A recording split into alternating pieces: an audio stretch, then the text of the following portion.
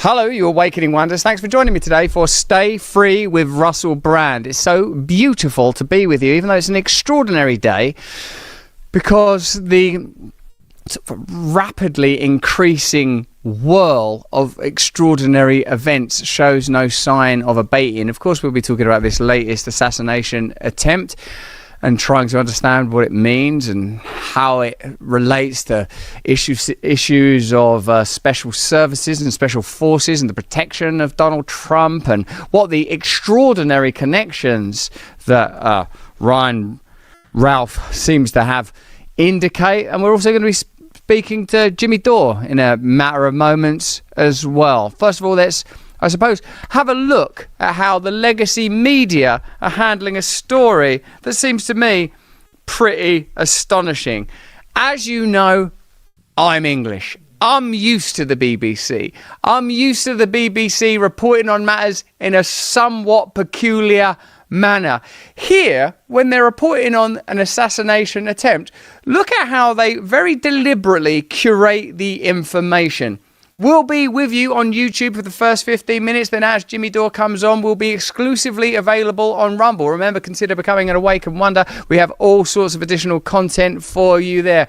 To get us started, let's have a look at the legacy media. The BBC, state-funded, reporting on this assassination attempt. Donald Trump says he's safe and well after reports of Firstly, nothing wrong with Donald Trump. Let's just lead with that. Donald Trump's fine. That's the end of the story. Can you imagine that if this was an assassination attempt on Kamala Harris, do you imagine the report would begin, Kamala Harris is fine, she's feeling better than ever, she was seen giggling? Or do you imagine that there might be an attempt to utilise the potential positive feeling and galvanisation that could be derived from, what looks like another assassination attempt? And shots described to have been fired in his vicinity.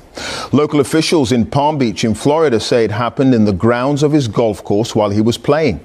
An AK-47 assault rifle has apparently been recovered, and a man is in custody, while Tom Bateman is live in Washington with the very latest for us now. Tom, what more have you got? Well, what is clear so far, Clive, is that this happened 3 hours ago as Donald Trump was playing golf. He was said to be between holes at his private course on West Palm Beach in Florida. Now, law enforcement officials say that multiple gunshots were heard at that moment. In a minute, we'll be getting to the extraordinary connections that the alleged shooter, I suppose no shots were fired, but it's obviously being regarded as an assassination attempt, has to, among other things, Ukraine, potentially deep state ties, as we attempt to understand why, in the approach to the election, why there seems to be a sudden proliferation of assassination attempts. Remember, up to the point where lawfare was deemed to be potentially successful, there were no assassination attempts. Once the lawfare route appeared to be exhausted, there are assassination attempts. Difficult to make absolute sense of this in the very early stages, but one thing we can say is that it appears to have gone from lawfare to, assassination attempt. And the Secret Service detail that was protecting him at the time returned fire. There was a suspect that was seen and then seemed to flee, to run away from the scene. Now, law enforcement officials say they have recovered a weapon and a scope from the scene there, and they are at the moment around a wooded area on the edge of that golf course. Now, separately, the local sheriff in Fargo 2020 in the Awaken Wonder chat asked, what do you mean the lawfare route? The lawfare route, lawfare is a term that is used when the state deploys legal means to smear, attack, financially cripple or exhaust political opponents. It means that the judiciary has likely to some degree been corrupted, and that the law itself, which is regarded as objective, can be weaponized. It's the weaponization of the law. West Palm County says that they closed the interstate highway after this, trying to find what they described as a suspect. They have stopped a car and detained a person that they say is of interest. That person now in the custody of the FBI, and the car itself is being searched. Now, what had been unclear until a few moments ago is whether or not Donald Trump was the intended target of this apparent shooting. Some US media were reporting unnamed law enforcement officials saying that he was the intended target. But that matter seems to have been cleared up in the last few minutes, as the FBI have put out a very short statement saying that they are investigating this as an attempted assassination of Donald Trump.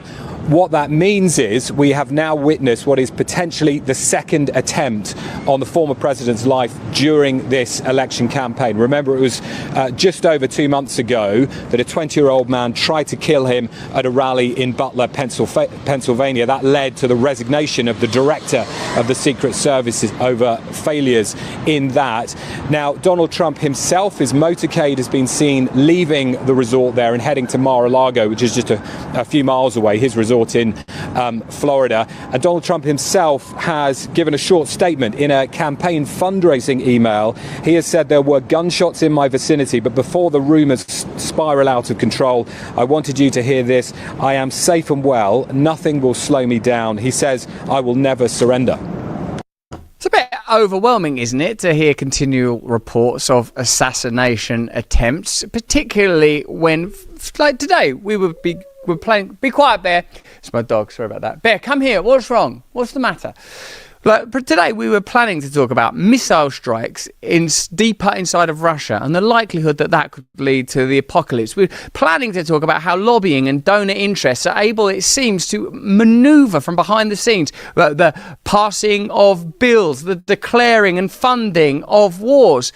But we're living in such an extraordinary time that, like, when I first saw assassination attempt on Donald Trump, I just thought, oh, maybe my feed is like firing up old videos. But no, sure enough, it's another assassination attempt. You know, I wonder how CNN are going to report on this. Donald Trump attempts to headbutt bullets. Donald Trump on golf course, potentially provoking another would-be assassin. Before we get into Ryan Ralph and his odd, extraordinary connections, let's have a look at CNN's reporting on this matter.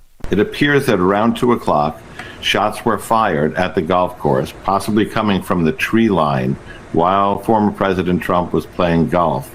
The Secret Service identified the direction, and the shooter returned fire at that gunman who fled. Witnesses were able to provide a description of an individual and a vehicle. We are told that a vehicle that is close to that description has been stopped by Palm Beach County police, possibly in Martin County, just over the line, and that they are holding that individual for the purposes of identification. It looks like, in a way, CNN have now got a kind of standardised response to assassination attempts. Let's have a look at how MSNBC are covering it. It seems that they are blaming Trump. Now, as we get closer and closer to this election, I'm starting to run out of potential plot lines that could take place. It comes to something when Alex Jones just seems like a perfectly reasonable predictor of events. Alex Jones, of course, said that it would be likely that there'd be another attempt on Trump's life. You'll be familiar with, like, both of the Weinsteins, Eric and Brett, saying that Trump won't be allowed to stand, that something will happen prior to the election. And events like this, I mean, how do you feel about it? This isn't about whether or not you like Trump. This is about whether or not, I suppose, you feel that Trump is a disruption to the intended trajectory of globalists, in particular with their intentions towards increasing and expanding war between Ukraine and Russia, across the Middle East, and maybe eventually with China. Let me know what you think about that in the comments and chat.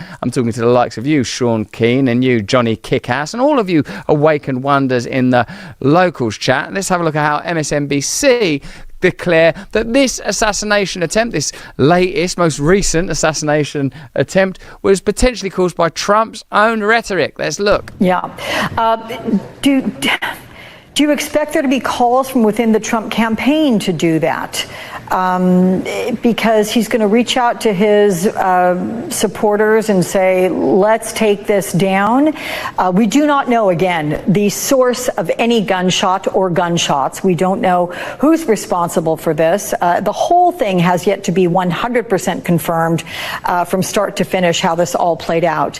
But do you expect to hear anything from the Trump campaign about toning down the rhetoric, toning down the violence, or would that be atypical? the former. But how you can point the finger at the Trump campaign, who have used various types of extraordinary rhetoric in a variety of ways, I suppose, over time, that seems less relevant than the fact that it's Trump that's being shot at. It's fascinating to hear the media, particularly in the form of MSNBC, that have normalised attacks and demonisation of Donald Trump. Remember, a little while ago, we looked at Donald Trump's appearance on The View, and it's just like, hey, here's businessman and playboy Donald Trump spending a little time with Joy Reid and Whoopi Goldberg, like it was no big deal. When you are able to calibrate this election campaign with events across the world, in particular the increase of hostility in various conflicts and various regions, you begin to think that it's unlikely that the reason that the establishment and the legacy media loathe Donald Trump is because he's said some crazy inappropriate stuff, or he might be a bit of an old school 80s kind of entrepreneur tycoon character. It's more likely, I think, based on what I learned during the pandemic period, based on what I've learned during personal experiences, that in some way or another, he is a disruption of their intended agenda. I think that's a lot more likely than we just hate this Donald Trump guy because, you know, he's racist or whatever. Or president.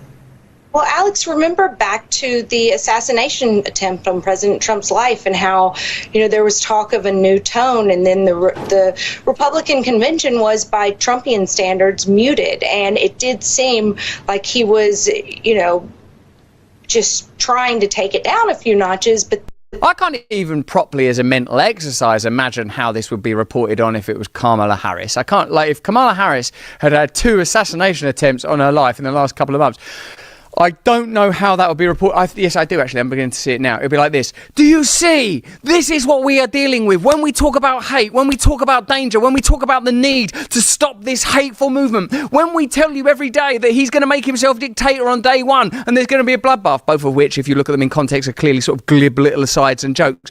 You have to, your only choice is to vote for the Democratic Party. You have to allow us to imprison Donald Trump. You have to allow us to ban the MAGA movement. You have to allow us to take Bobby Kennedy, chain him up and ride him around on the top of the car like he's one of his own hunting trophies.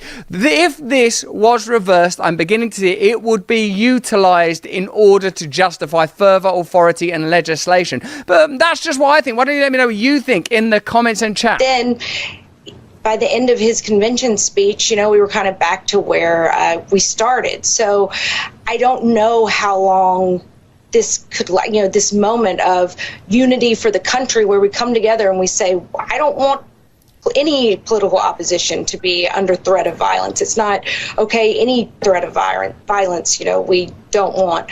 I would love for us to have a unity type moment, but I think it's probably going to be pretty fleeting, as we've seen in the past. This story is only all the more extraordinary when you look into the peculiar history of Ryan Ralph. They have not been able to scrub the internet fast enough, and some extraordinary details remain. A lot of people are talking about moles within the Secret Service. A lot of people are talking about his odd affiliations and connection to Ukraine. He's been there. It seems that he's tried to recruit foreign fighters. We'll be getting into that in our next piece of content. What do I think's happening? I'm at a loss to try to understand the pace and extraordinariness of events. I'm beginning to think that the whole matrix is glitching and that our only possible way out of this madness is some sort of immediate, spontaneous spiritual enlightenment. But that's not even what I think. That's just what I pray for. Let me know what you think and pray for in the comments and the chat. Wherever you're watching us, remember to like and subscribe. We're going to be on YouTube for a couple more minutes now, but then we'll be streaming exclusively at our home on Rumble, and we will be talking to Jimmy Dore about this issue as well as the rally. I think you're okay to call it a rally that both of us are participating in, Rescue the Republic. That's coming later this month. Before we do that, here's a quick word from one of our partners at AirsTech. Let's have a look. Airports and planes are heavy EMF exposure zones due to the volume of people with individual devices and Wi-Fi within confined spaces. I think that sometimes, like all of them phones, everyone's staring at their devices. It's important to protect yourself if you're undertaking such travel from EMF. Imagine sitting on a commercial flight, every single person there smothered in Wi-Fi, Bluetooth earbuds, all that stuff. You might as well be in a fuselage made of electromagnetic energy. The Centers for Disease Control and Prevention classifies airline crew members as radiation workers precisely because of this fact. AirTech, as you know, probably, are an official partner of the UFC. They're the only scientifically validated EMF protection solution. Hang that little thing around your neck. It sups up those sweet little problems. AirTech uses EMF modulation technology that is trusted and used around the world. Go to airtech.com/pages/Russel-brand. Use code Russel30 for 30% off. That's code Russel30 for 30% off. Give yourself the advantages that these devices represent. Thank you. There you are. Hey, listen, if you're watching us on YouTube, we're only going to be available with you for another 30 seconds. Let's start the countdown because we are going to be communicating with Jimmy Dore, ally, friend, comedian, madman, wandering, shaman, and potential cartilage between what was once regarded as the left and what's now regarded as the right, but surely has to become called at this point the anti-establishment movement. Thank you, Jimmy Dore, for joining us today. If you're watching us on YouTube, click the link in the description. Come join me and Jimmy on Rumble. Hi, Jimmy. And hello, Jimmy. Hello, Jimmy. How lovely to see you. Let's get Jimmy on my monitor, guys. Jimmy, I'm in wonders. We are in Britain, the UK 2024, and yet we are free. And that in itself is a kind of miracle. If you're watching us on Rumble, welcome to a free speech platform that will not censor. They will, of course, if you were to incite violence, that's a crime. If you were to use rhetoric that was plainly illegal, that would already be a crime. There are already laws for criminals. But the creation of new laws and the creation of new powers, who will benefit? Let me know in the chat about a Mexican. Carl Rhino, welcome back. Red-pilled Americans. All of you guys, let me know who benefits from new power and new authority, And Awakened Wonders in the local chat, you let me know as well how you are enjoying the additional access that we grant to you guys over there. We do stand-up comedy analysis over there. We pray, we meditate, we spend good time together trying to better understand the world, and occasionally I do create too much saliva out of the excitement. Caesar 880, Russell Brand does drugs. I'm afraid I do not do drugs and have not done drugs for 21.5 years, and now I receive the powerful light that is the only drug you will ever need, the light and the truth. The one narcotic, not a narcotic I suppose because that suggests sleep. It is an awakening and powerful energy that we've been granted access to. For the first 15 minutes, wherever you're watching us, you could be watching us on X, you could be watching us on YouTube, you could be watching us, I don't know, in a reflection, in a refrigerator door, in Acapulco. You are free. You can do whatever you want to do. But after that, we're gonna cut the stream and we'll only be available on Rumble. Why? Because we're talking about the UK. We're talking about censorship and authoritarianism, and we are talking once more, as we were at the beginning of the pandemic, of the way in which crises are exploited in order to legitimize authority. How long has this been going on? How long have we had the pattern of problem, reaction, solution? Let me know who you credit that to. It'll tell me a lot about you. Will you say Chomsky? Will you say Whitney Webb? Will you even say David Icke? We won't judge you, whoever you say, because the principle remains true. We are living increasingly in a globalist authoritarian system that is using as its chief bogeyman the populist nationalist politician who may be a threat. I have no strong view on that. But what's definitely a threat to you are these Kafka-esque, Huxley-esque, insidious, bureaucratic authoritarians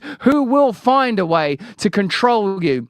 This is what we'll be discussing for the majority of today's show. We're going to start off, though, just covering a few things, just having a little bit of fun before we get to the juicy stuff only available on Rumble. That's why if you're watching us on YouTube, you've got to click the link in the description. Get on over there and join us. Now, as you know, we're friends with Tucker Carlson. I'm going on Tucker Carlson's live show in September when he's appearing in Phoenix. Remember, if you are an Awakened Wonder, we're going to be doing live shows here at our HQ. If you're at Awake and Wonder, you can come for free whenever you want. You have to apply using a post the link, would you, Dan? You have to apply for your ticket there, because otherwise we could be inundated with spies. You know, who knows what kind of Gestapo these new authoritarian regimes will throw up. But we will fight for freedom as long as we have breath in our bodies, and we will continue to have breath in our bodies because of medical measures that we either took or did not take. And here's Tucker Carlson talking about his greatest achievement. It may surprise you. See if you can predict what you think it will be. Stay with us. We'll be talking about Starmageddon in 15 minutes. The new face of authoritarianism, a global phenomenon. Let's have a look, though, first of all, at Tucker Carlson talking about his greatest achievement with the great comedian Dave Smith. Fauci has COVID. So someone just texted me, and I don't know if this is actually true, but he had 6 shots. I mean, which would make sense. I think that's the recommended amount. Yeah. How do you... Eminem only gets 1 shot. Fauci, you get another 5. If you've been vaccinated 6 times against something, how do you get it? You should have taken 8, I guess. It's really just always need more vaccines. No, but I mean, it's just kind of to your point, leaving aside I think the vaccine's poison. I've thought that for a long time. Some people are fine when they take it. Other people, including a couple I know, have their lives destroyed by it. But either way, whatever you think of how toxic it is, it clearly doesn't work. And so why is this still on the schedule? And why doesn't anyone say that? I just feel like we're living in this moment where the most obvious things go totally ignored. Yeah, and also just the fact that there is essentially statistically 0 risk for the vast majority of people from COVID. I mean, at this point... I mean, this was true in the original strains. But it's clear that getting the vax and getting the boosters makes you more likely to COVID. I mean, the numbers seem to show that. I never got vaxxed.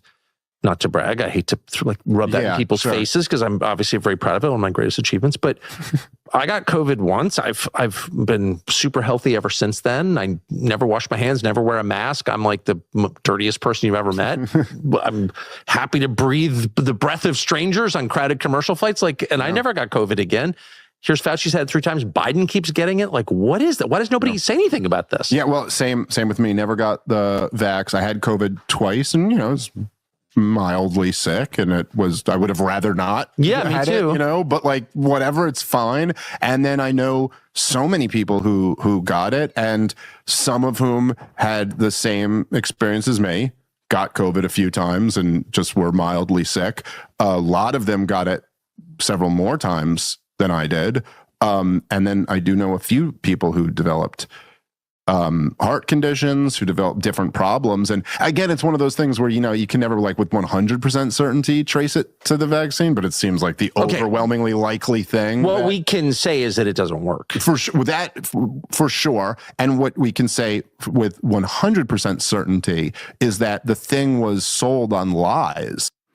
Hey, one thing that seems clear to me is that long COVID is being used potentially to mask, let's call it what it is, likely consequences of vaccines. How many people do you know that have got sick or potentially died where you have some deep inkling, unlikely to ever be demonstrated through clinical trial, for who would pay for such clinical trials, but that you suspect might have been caused or exacerbated by vaccine injury? People with heart conditions, people with turbo cancers, notably, God rest her soul, the former CEO of YouTube who lost her life. We're going to have to learn and investigate new methods of tackling new diseases. We're going to have to open our hearts to a new fusion of holistic medicine and pharmaceutical medicine, a new pharmacology undergirded not by industry and a constant desire and demand for profit, but for the Hippocratic Creed to heal, to do no harm. We were speaking recently with Dave Martin, who plainly claims that Anthony Fauci is a sociopath. So let me know how you feel about the measures that you took during the pandemic, and let me know how you feel about long COVID and the incessant need for these booster shots. What's the motivation? I know what I think. Let me know what you think in the comments. and the chat. I saw in the Rumble chat there, John Seeks was saying, I bet you won't cover the Nord Stream explosions and German police reportedly seeking a Ukrainian diver. Now, the Nord Stream pipeline story is a fascinating one because now we are aware that we are in a global information war, and the American presidential campaign is likely to be, its greatest ever front. Why I say the Nord Stream pipeline story was so exciting is because when that story broke, we saw that wave of information. The Nord Stream pipeline, it was blown up by Putin. Putin did it himself. And then quite quickly, due to social media, we talk a lot about its eels and ales, but one of its benefits is new nodes and networks of communication can emerge to convey truth. Well, we're talking about the situation in Britain later and the potential threats of free communication, threats to the establishment. Potentially. Let's have a look at what those threats amount to. But the Nord Stream pipeline story showed us that the first wave of propaganda could easily be thwarted and opposed by an informed public. What do you imagine the establishment fears most? Misinformation that leads to unrest in the streets, or information that challenges the authority that they need to control us? Just let me know in the chat. Let's have a look at this story about the German police seeking the Ukrainian diver that presumably was involved in the explosion of the Nord Stream pipeline. Remember, at the time, we had Jocko Willink, former Navy SEAL, on the show, and we asked, would you be able to do that? And he'd say, yeah, that'd be no problem. Blowing up a pipeline, I'd do that before breakfast, he said. And I don't think it was a euphemism. Let's have a look at this story. German media are reporting that prosecutors here have issued an arrest warrant for a suspect behind the 2022 explosions on the Nord Stream gas pipeline. It is believed that the Ukrainian man was one of the divers who allegedly planted explosive devices. 2 underwater explosions were registered on the Nord Stream pipelines off the Danish island of Bornholm in September 2022, months after the start of Russia's invasion of Ukraine. The pipelines were supposed to bring Russian gas into Europe, but were not in operation at the time of the blasts. DW correspondent Matthew Moore is standing by for us. Matthew, what more can you tell us about this arrest warrant? Terry, this is a very significant development on a story that has drawn a lot of attention in the last 2 years. And the case had really run cold.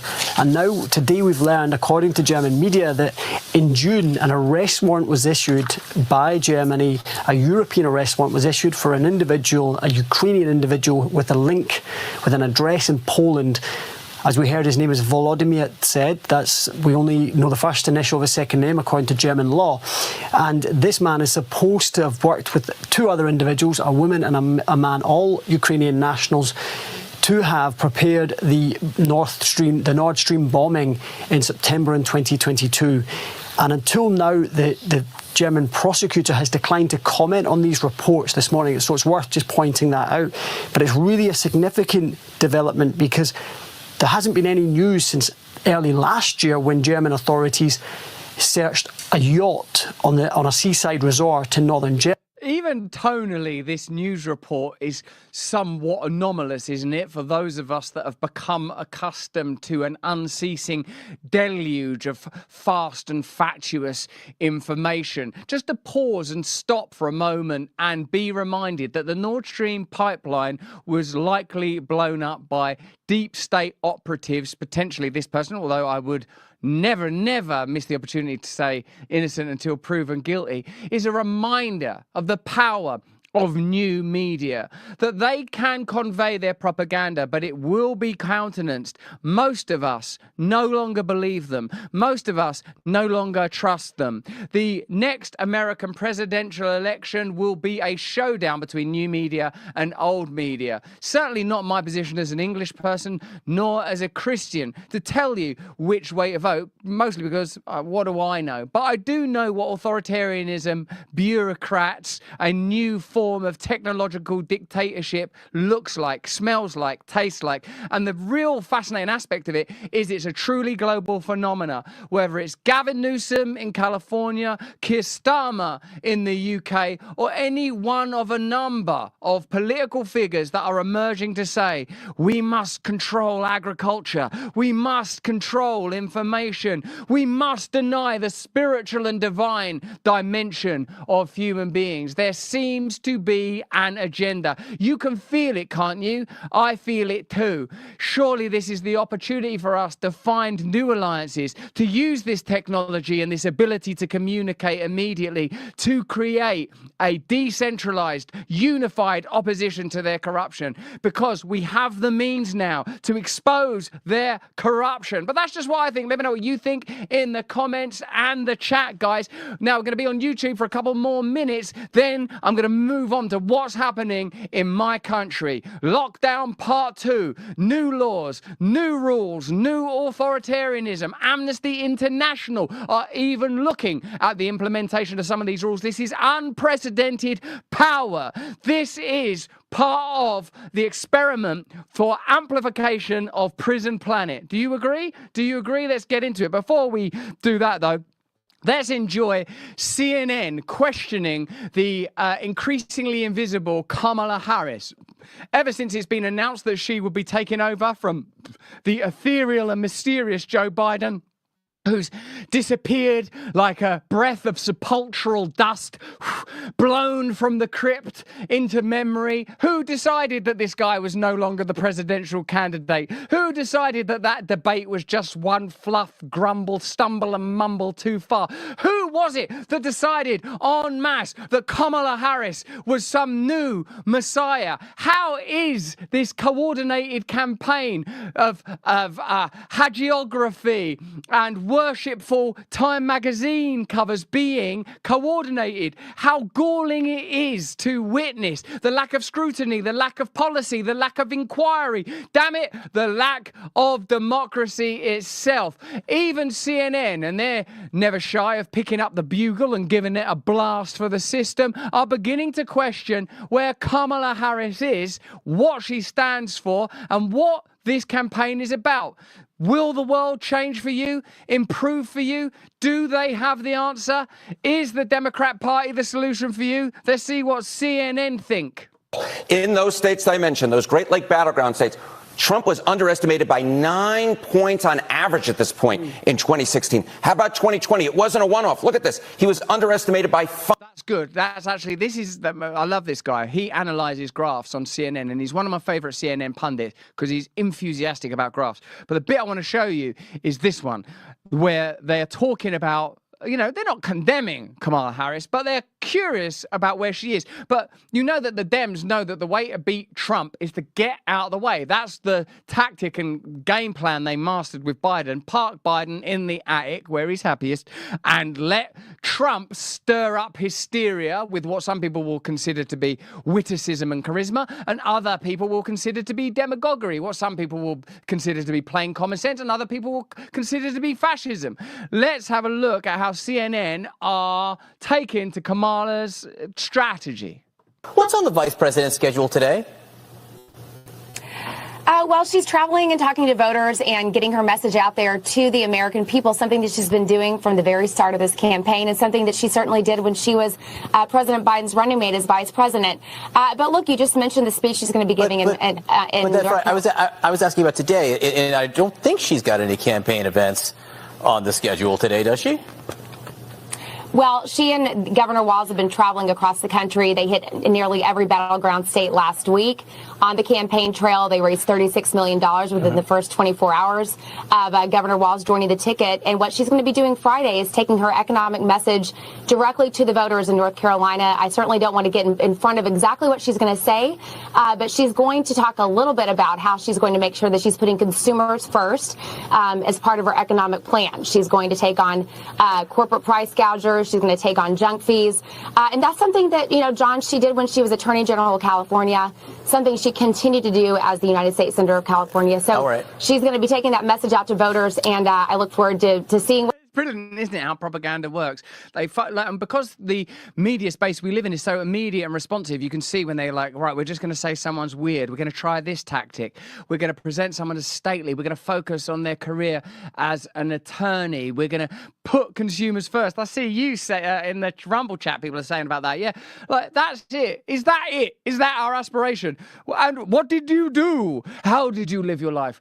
I was a consumer. I consumed. I was granted the mysterious gift of life by an unknowable cosmic force that some might call Jesus Christ. And I spent my time eating and drinking and looking at stuff. And I made into my God's pleasure. And I made into my God's money. And I became a consumer. Now, I'm not seeking to judge anybody. I consumed a lot. I've consumed all sorts of extraordinary stuff in all sorts of very, very, very silly ways. But even an aspirational framing of Kamala Harris gives you this. She puts consumers first. Oh, yeah. Is that the ambition? Is that it? Is that what this election is about? Someone that will put consumers first. Take a breath and imagine what this world could be. Take a breath and imagine what paradise may be like. Take a breath and imagine what it would be to participate in love and to get beyond the prison that they're trying to construct for us. Let us awaken together. Hey, listen, YouTube, we're out of there, baby, because we're going to start talking freely now. I love that platform. I love what that platform's done for us. But the fact is this. It has been co-opted by centralized authoritarian forces. It's nothing occult and draconian, maybe. I mean, I saw the Olympic opening ceremony. But media forces, commercial forces, political forces own Google Alphabet now. It was set up in ways that make that clear, and it's run in ways that make that clear. If you want the truth, if you want the uncensored truth, click the link in the description. Join us. We're going to be talking about the United Kingdom, and is it now part of the prison planet? Before we get you Awakening Wonders, thanks for joining me today for Stay Free with Russell Brand. Is that what it says? I got a raw deal. No, I'm looking for a studio. That's what someone said. In here, are you a Mason? No, I'm not a Mason. Will you be sharing your freshly baked food? Yes, I will. This is going to be an amazing show today because it's extraordinary everything that's going on. We'll talk about the pages and walkie-talkies exploding, and we'll talk about the distinction between war and terror and where the line is drawn, and an issue we've talked about before in our show, like who can be killed and who can't be killed, those kind of politics. Hey, Awakened Wonders, like Mabel Queenie and Mikey Statuk. Is that you, Mikey, who I know from who I met? It is, isn't it? That's Mikey who I met in Phoenix, Arizona. Is that you? We were in Phoenix, Arizona recently, and I met Mikey. We've got so many exciting things to talk to you about, not least of all, I'm going to be there at Rescue the Republic pretty soon with Brett Weinstein. I think there's a lot of people there, RFK. I mean, you just have to glance at the boat and tell me who you can spot. If you can spot them on that boat, they're going to be there that day. Go back to monitor Alistair after an asset comes up, mate. Hey, did you know earlier in the week we had Vivek Ramaswamy come in here, and Vivek and I discussed what was it we were discussing? We were discussing the assassination attempts, actually, and we discussed a lot of stuff. We discussed how certain information is getting selected against online. We're talking about new, more sophisticated models of censorship. It was a really, really good conversation. I just want to show you this little bit. If you're an Awaken Wonder, that means a local subscriber. This will be up tomorrow. Have a look. One of the things that's most alarming about the assassination attempts, just as a citizen, was watching this, is the fact that it has become almost normalized in the way that this has been covered. And I think that's the saddest part about this. Just over 2 months ago was an assassination attempt. As recently as several weeks ago, it was not even talked about really anymore. And then there was a second assassination attempt, and as a matter of days later, it's not really discussed anymore. When these should be exceptional, appalling, rare historical events that'll be in the history books for kids a century from now, and yet forget about a century from now, even days from then, it's almost as though it's forgotten, as though it's not in the social media cycle anymore. It's a pretty good conversation. You'll like it, I think. Hey, we're broadcasting this from a secret location, so you may notice, tell me in the chat, that the quality is not as good as usual. Let me know if that bothers you in any way, because for the next little while we're going to be doing this show mobile. We're going to be moving between the raindrops, moving between the shadows. We've got a lot to talk about, man. Let me jump into it with you. I don't know what you like. Do you want me to talk about Puff Daddy stuff, Diddy stuff now? Man, that is getting weird. It seems like he's a show business. Epstein, them freak-offs don't sound good. And the thing is with him is there's a lot of images of that guy with really powerful, famous people. We'll be following that story. And let me know what you guys think about it. And we'll touch on it later. Don't take that the wrong way. It's not a freak-off. It's not a freak-off, baby. Let's have a look at Kamala Harris talking about the pressures of being, like the problem of being a role model. As our great Tupac Shakur used to say, a role is something you play, a model is something you make. Both them things are fake and I'm for real. God bless your eternal soul, Tupac. Let's see what Kamala's saying. You know, I was the first person to be a woman Attorney General of California. I was the first woman to be elected District Attorney of San Francisco. I was the first person of color to be elected Attorney General of California. Whatever, first. Welcome to the Role Model Club. It's tough. Being a part of the role model. I don't think she can't become president. She's too unusual. That's not. Is that usual? But first. What a role model. That's not normal conduct, I don't think, is it? Isn't that an incredible lack of self-awareness on display there? Have you seen like how many odd things the Waltz family have done? Like Tim Waltz, Mrs. Waltz. It's really odd when people involve their spouses. I'm not getting enough of Kamala's husband, do you? Bring him to the forefront. Why is that baby being kept in the corner? Here's Tim Waltz just assuring us that free speech is not something that can be in any way guaranteed. I think we need to push back on this. There's no guarantee to free speech on misinformation or hate speech, and especially around our democracy. That's amazing, because hate speech and misinformation around our democracy means there has to be an arbiter of what constitutes misinformation and hate speech.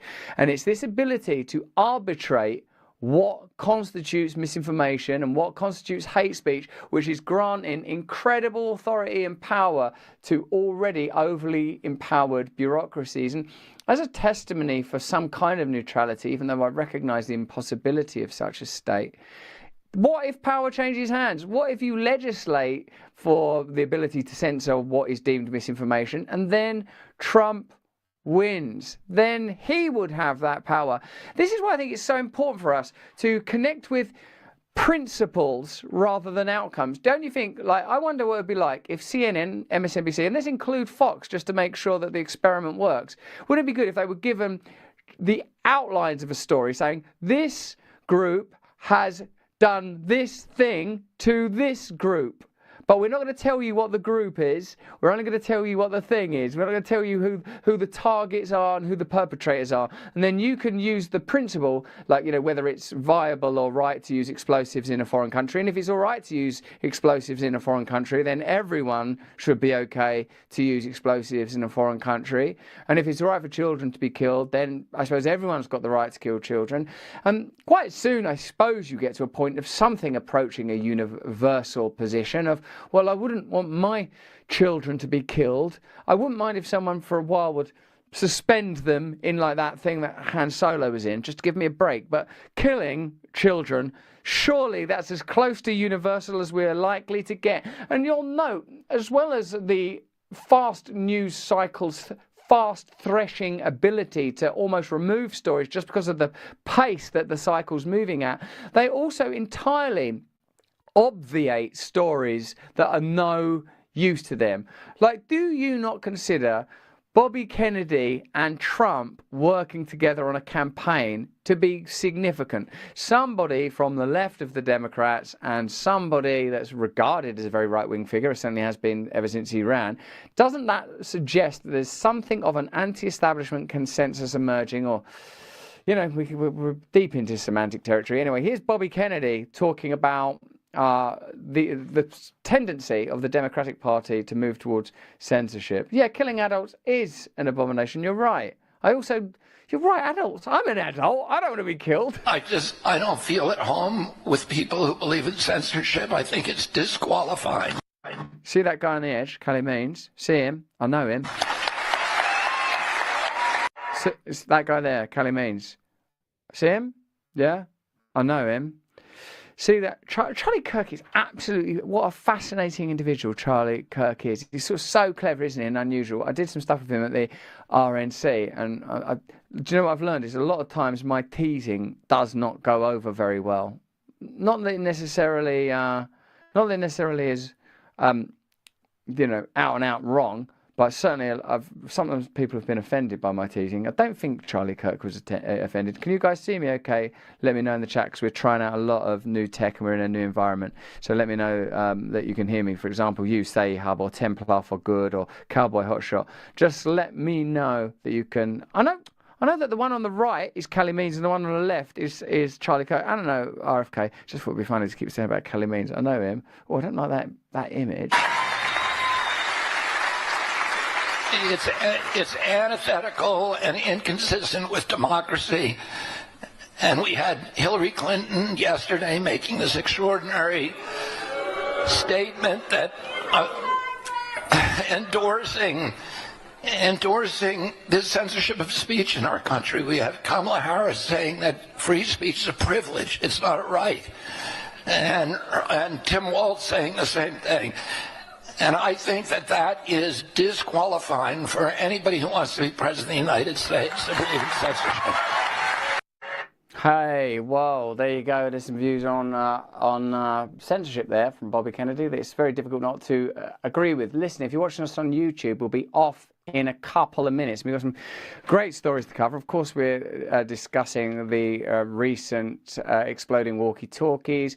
We're going to talk a bit about Project 2025. We're going to talk a lot about takes on the assassination and a little bit on new alliances around war. So we've got quite a lot to discuss. Lauren, can I just ask you, was Luke on the line when we did the comedy prereq earlier? I'm talking about our Awakened Wonder piece. You know we do Russell Brand's stand-up breakdown. I'll show you guys a bit. Ask Lauren to come in so I can ask her about that now. Have a look at this. This is one of the things we do for Awakened Wonder. I'll give you a bit of advice. Where are you going? Get back to your seats!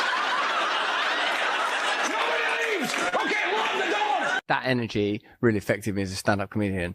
Sometimes when I used to do stand-up in small venues, if someone went to the toilet, I'd get the whole audience to leave and go in, like, hide. We're hiding, the whole audience is hiding. Because too many people went to the toilet, and to punish them, we're hiding from them now. You're back, you bastard! There they are, the traitors! Give them a round of applause!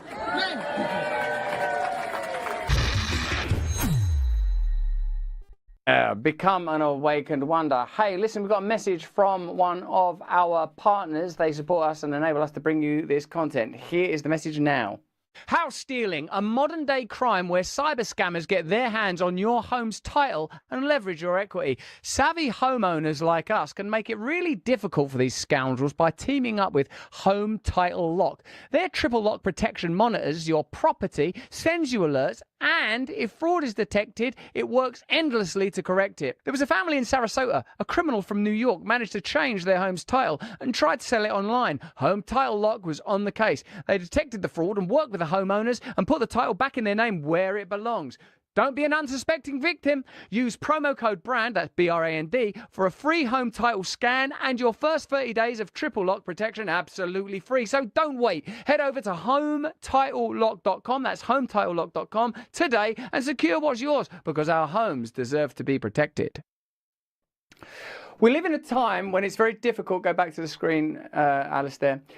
We live in a time where it's very difficult to establish, and take a note of that, mate. That's a couple of times that's happened now, mate. Do you know what it is that does it? Alistair? Yes. You know how to remedy it? Is it landed? Nice one, mate. Well done. Excuse us, guys. We're just practicing a few new things. That's why we're in a new location. Do you remember the logs there? Beautiful. Them were the days. Hey, what's important, I think, is to have some actual principles. Principles like, I don't believe in war, I don't believe in violence.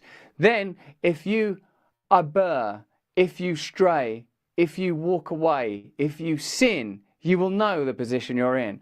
What we live in is a time where there aren't any actual principles, there is only utility. I feel this has grown out of materialism and individualism. Let me show you what I mean by that by using this post of Edward Snowden's. Looking at the reaction to Israel's Unabomber-style booby-trap campaign from people who actually live in the region, it's created 100 times more enemies than Hezbollah could ever hope to recruit. Even from a military perspective, it's terribly short-sighted. So, in a sense, Edward Snowden, back to the screen, Edward Snowden is making the point that even from a practical perspective, it's not a sensible strategy. It's kind of the same as what I was saying about Tim Walz and Kamala Harris and the censorship. Is it John Rawls? He's admittedly a kind of liberal social democrat who used the metaphor of the pizza. If you were cutting the pizza, but you didn't get to choose first, how would you cut that pizza up? You'd probably cut it up relatively equal. It's a simple sort of metaphor for it. But what it, I suppose, enables us to understand is we've let go some time ago of clear and reliable principles. Is it because of the death of religion? Is it because of the fall of the Berlin Wall? Is it because rampant globalism and bureaucracy has overtaken us? Is it because it seems our cherished principles that were once regarded as universal have been slowly eroded as we become little more than commodities or the consumers of commodities? Let's have a look at how a couple of news outlets covered the recent walkie-talkie pager story, and let's have a look at the principles that it suggests to us before looking at how Lindsey Graham and Ryan Ruth have some surprising things in common. But if you're watching this on YouTube, you're going to have to click the link in the description, start the countdown, because this content is available for those that support our free speech on Rumble. And if you want to support us further, become an Awakened Wonder, where we do all sorts of additional content, including Bible readings and meditation and stand-up breakdowns every single day. YouTube de-amplifies our content. You can see, if you look at the videos, that YouTube will promote the content of, for example, BBC, MSNBC, CNN, rather than our content. Rumble will support us. Hello there, you Awakening Wonders. Thanks for joining me today for Stay Free with Russell Brand. What a very special show it is today. Colonel Douglas McGregor is joining us. That won't be in the first 15 minutes when we're on YouTube. Oh no, that will be exclusively available in that sweet home of free speech that we call Rumble. Remember, click the link in the description and join us over there. And you Awakened Wonders, surely now you are getting ready for our new offering, Break Bread with Russell Brand. Episode 1 is with Tucker Carlson. I couldn't be more excited. It's Tucker Carlson as you've never seen him before, taking communion, talking about the Lord, talking about how globalism, in a sense, he believes, is the sort of emergence of a dark spiritual force and that we're in spiritual warfare. You're going to love that. Become an Awakened Wonder. Join us for that. That will be absolutely fantastic. And also, the Jordan Peterson conversation that I had earlier this week will be up tomorrow. It's 90 minutes long. It's fantastic. I've never had a conversation with Jordan Peterson like it. You'll love it. And on tomorrow's show, of course, it's Bobby Kennedy that will be joining us for a conversation about the weirdest, strangest election I can remember. But we're here mostly now to talk about the relentless march towards perpetual war and the exploitation of elders. Now, when the Nord Stream pipeline story hit the headlines and we were told that Russia had blown up that pipeline themselves as some peculiar act of sabotage, many of us thought it was ridiculous, but Seymour Hersh, Pulitzer Prize-winning journalist, pointed out that it was likely carried out by deep state agencies involving the United States and possibly other nations that are members of NATO and even Ukraine themselves, therefore an act of sabotage.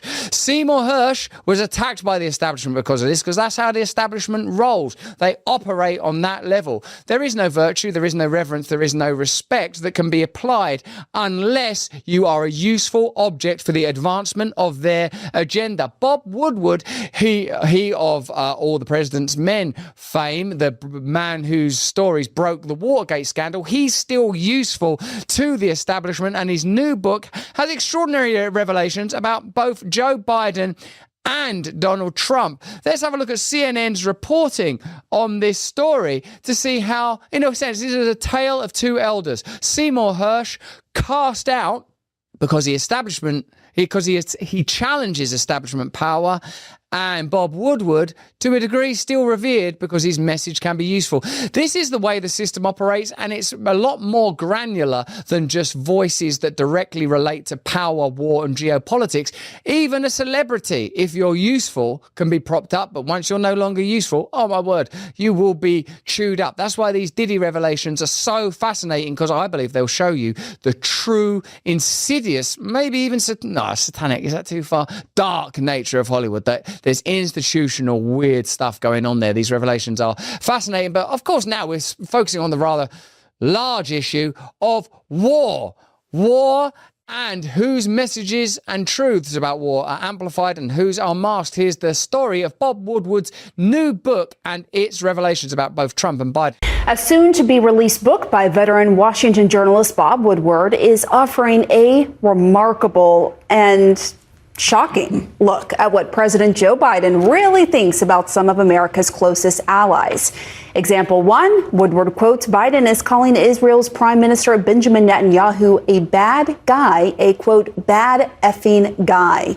But Netanyahu isn't the only world leader to earn Biden's wrath. The book War was obtained by CNN ahead of its release next week. It was obtained specifically by CNN special correspondent Jamie Gangel, who joins us now. Wow, some of these revelations. Here is the book. And I'll lend it to you. This is a treasure trove of revelations. I'm not like exaggerating here. My jaw dropped in some of the anecdotes in here. You know, Bob Woodward is still bringing the receipts after all this time. The book is based on confidential documents, notes, transcripts, firsthand accounts from participants. It is an unprecedented look behind the scenes at Joe Biden, unfiltered, profane. He likes to drop the F-bomb. We really learn how leaders and top U.S. officials speak to each other and about each other behind the scenes. But there's also some notable news about Donald Trump in this book.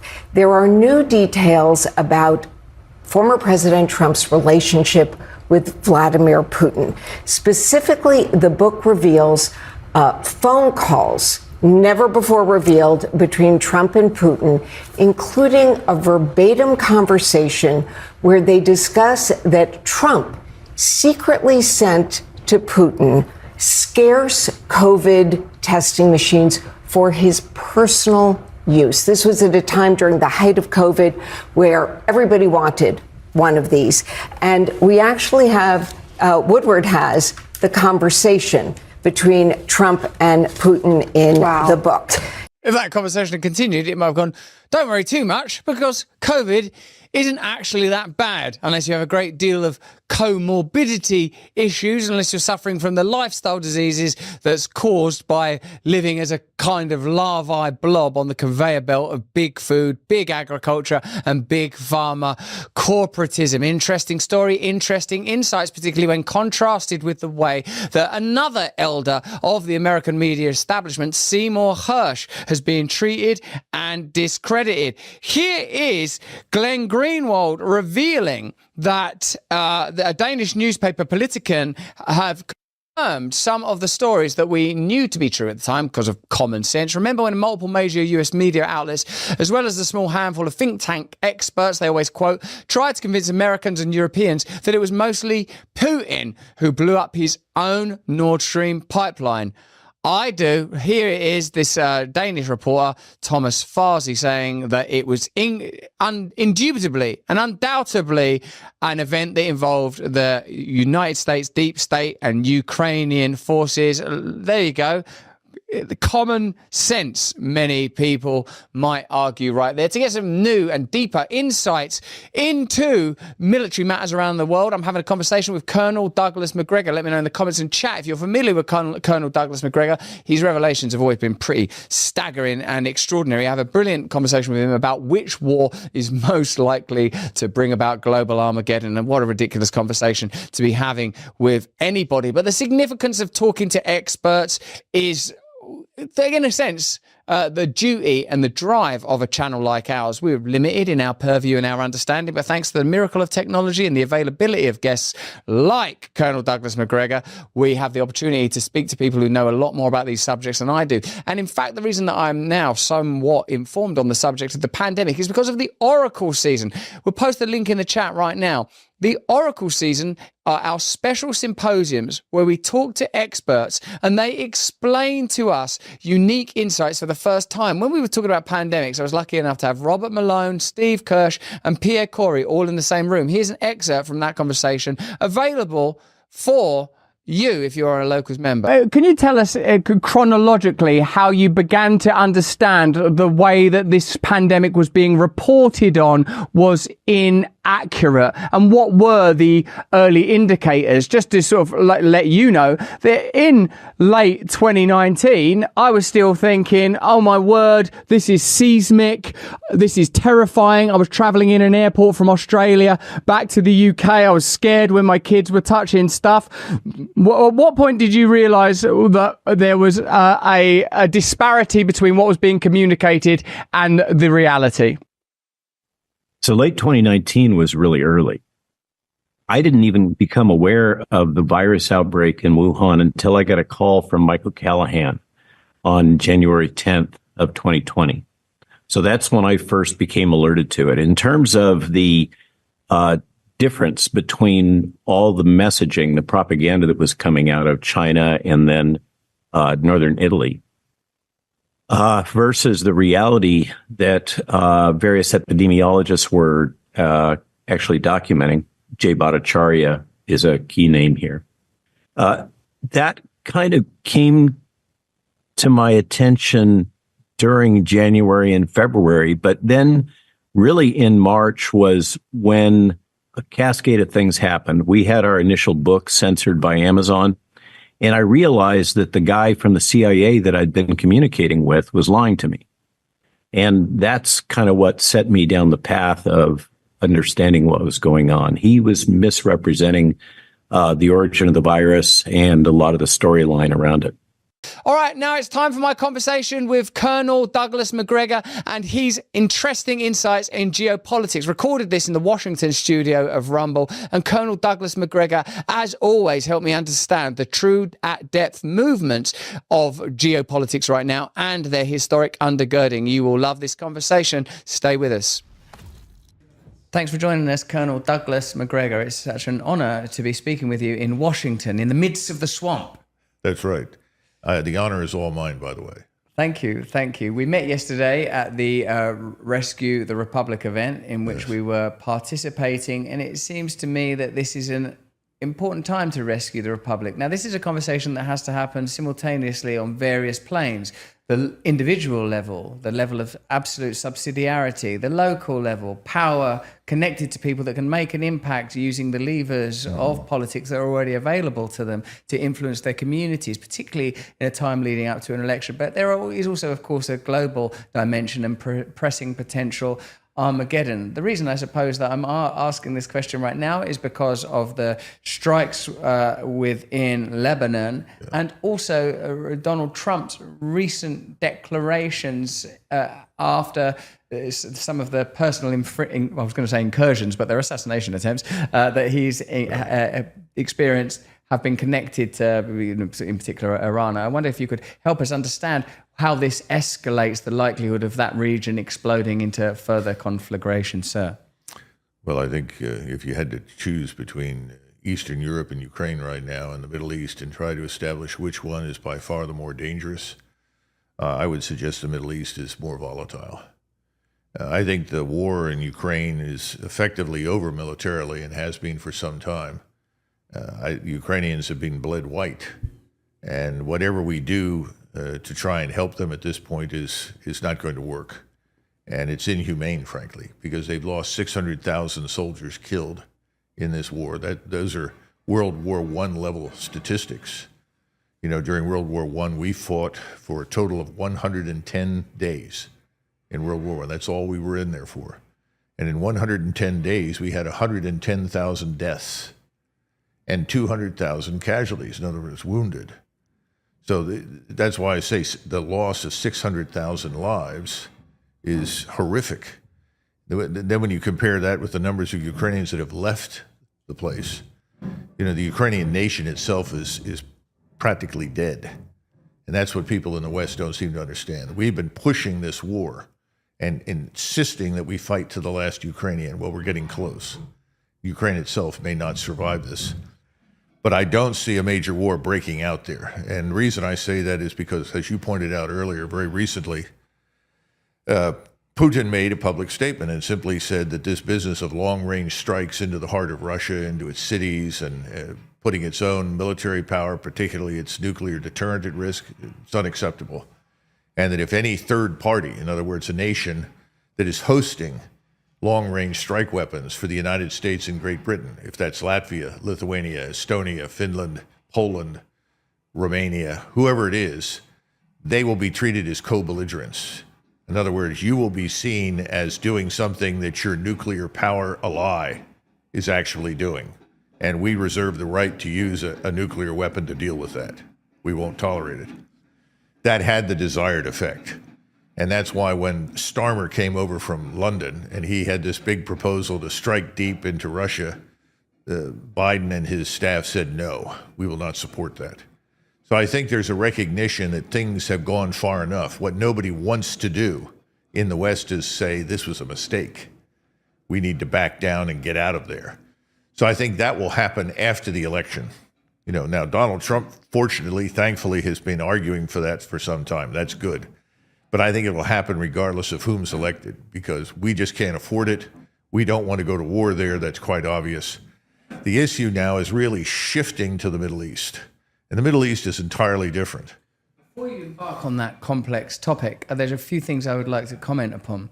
It's interesting how the term cycle of American electoral politics affords the military-industrial complex to, I would contest, advocate for military action that even to someone as uninformed about geopolitics as I am would seem to be, if not futile, downright dangerous. Ergo, you can't have a war with Russia, can you? Because aren't Russia a nuclear superpower?